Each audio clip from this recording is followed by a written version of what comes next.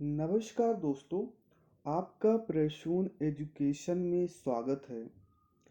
आज हम MP police और एमपीएसआई से रिलेटेड इम्पोर्टेंट क्वेश्चन लेकर आए हैं जो एमसीक्यू के रूप में सॉल्व करेंगे।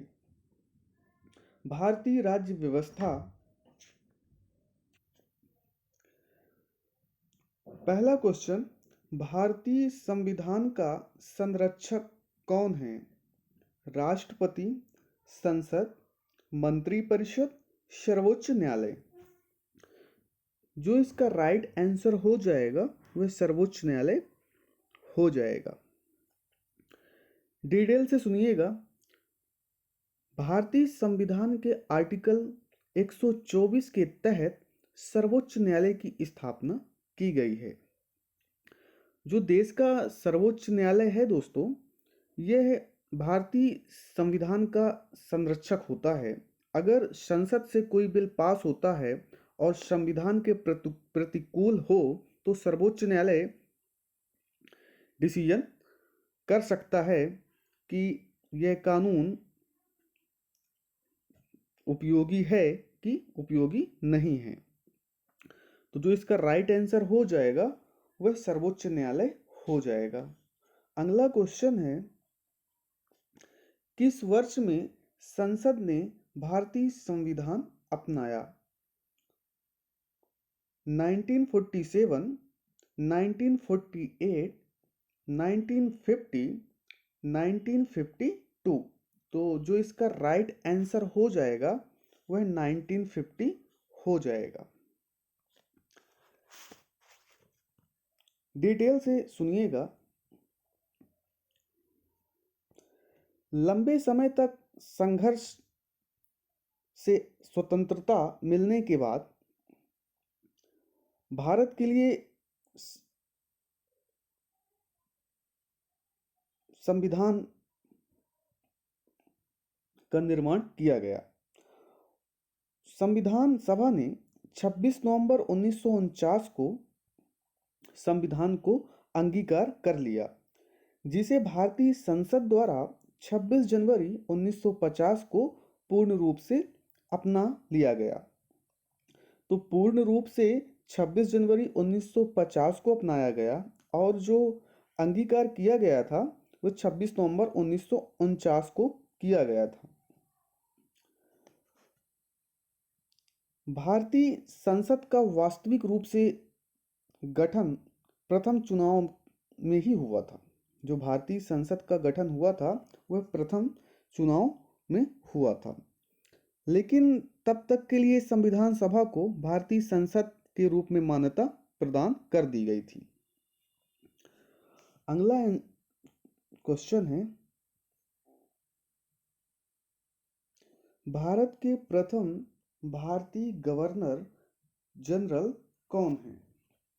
माउंटबेटन, सी राजगोपालाचारी, डॉक्टर राजेंद्र प्रसाद, सरदार वल्लभ भाई पटेल। तो जो इसका राइट आंसर हो जाएगा वह हो जाएगा सी राजगोपालाचारी।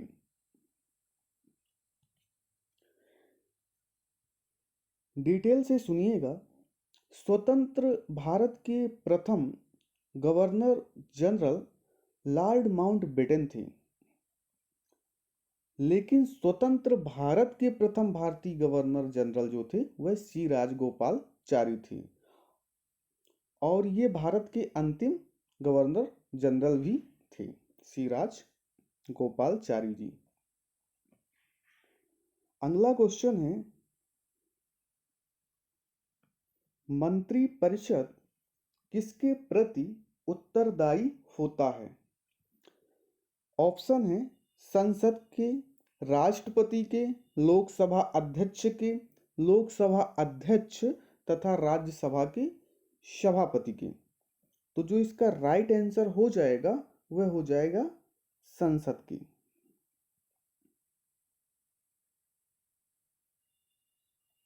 संसद की डिटेल से सुनिएगा। भारतीय संविधान के अनुसार राष्ट्रपति को सहायता और सलाह देने के लिए एक मंत्रिपरिषद होती है, जिसका प्रधान जो होता है दोस्तों वह प्रधानमंत्री होता है।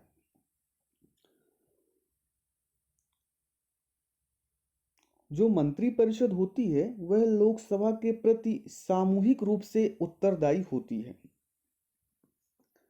तो जो इसका राइट आंसर हो जाएगा वह संसद हो जाएगा।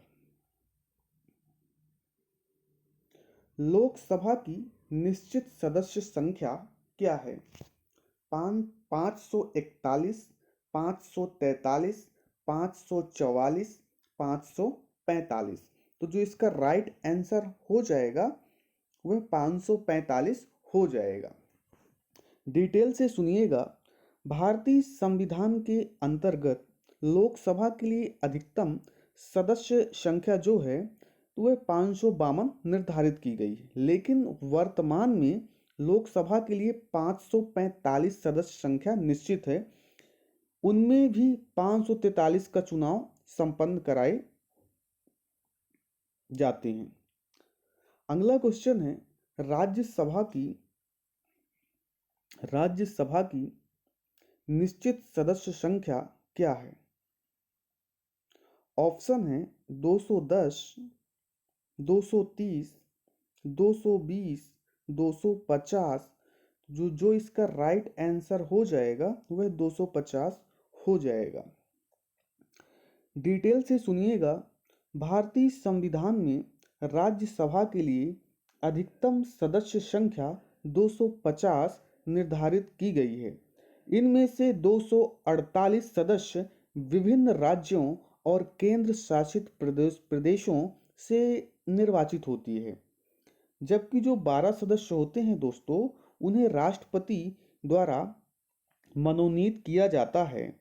जैसे साहित्य के क्षेत्र में, विज्ञान के क्षेत्र में, कला और समाज के क्षेत्र में ये 12 सदस्य जो होते हैं इनको राष्ट्रपति जी मनोनीत करते हैं। अगला क्वेश्चन है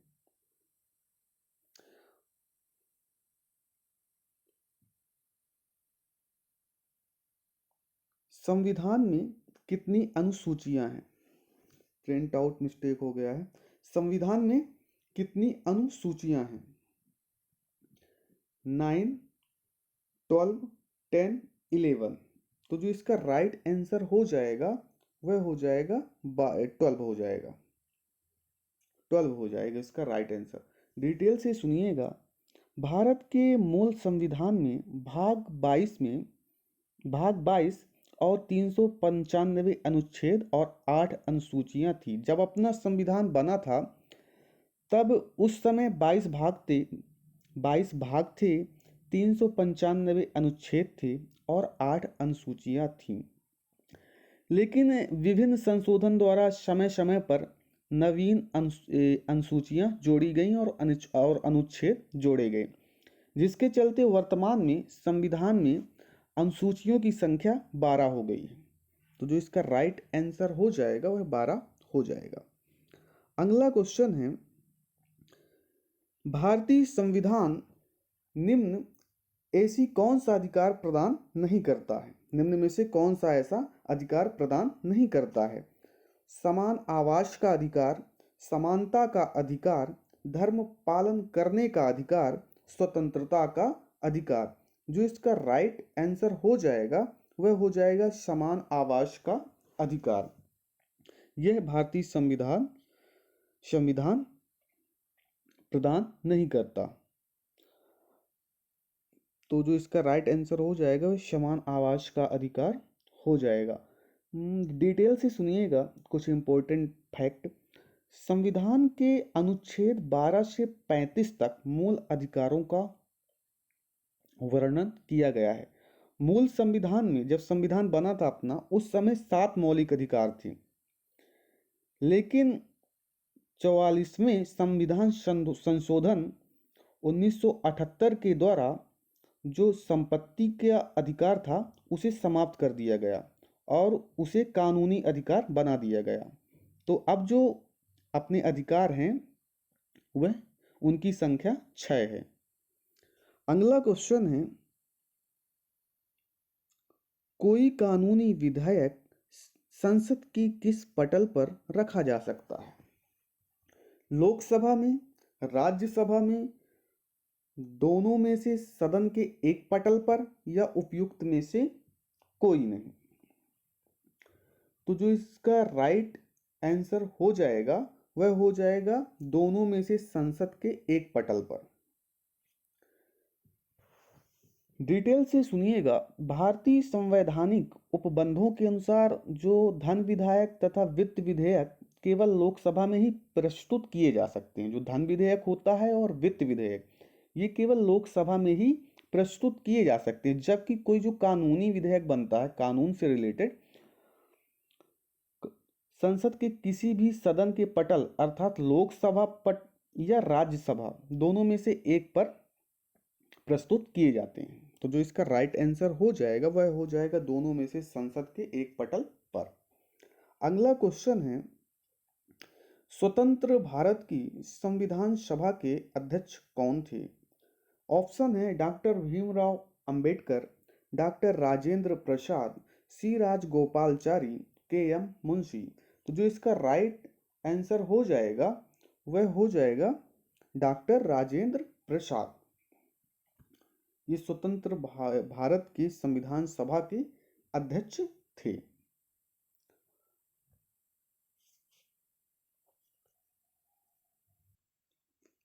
अगला क्वेश्चन है, भारत सरकार द्वारा वित्त विधेयक सदन में पेश किया जाता है राज्यसभा में, विधानसभा में, विधान परिषद में, या लोकसभा में?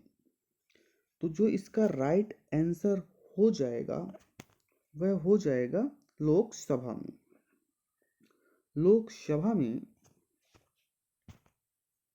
वित्त विधेयक सदन में पेश किया जाता है। भारतीय संविधान के उपबंधों के अनुसार धन विधेयक और वित्त विधेयक को केवल लोकसभा में ही प्रस्तुत किया जाता है।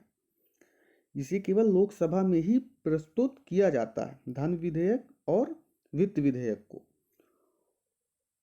राज्यसभा में इसको नहीं किया जा सकता। तो जो इसका राइट आंसर हो जाएगा वह लोकसभा हो जाएगा। हाँ, अगर राज्यसभा इन्हें 14 दिन के लिए रोक जरूर सकती है।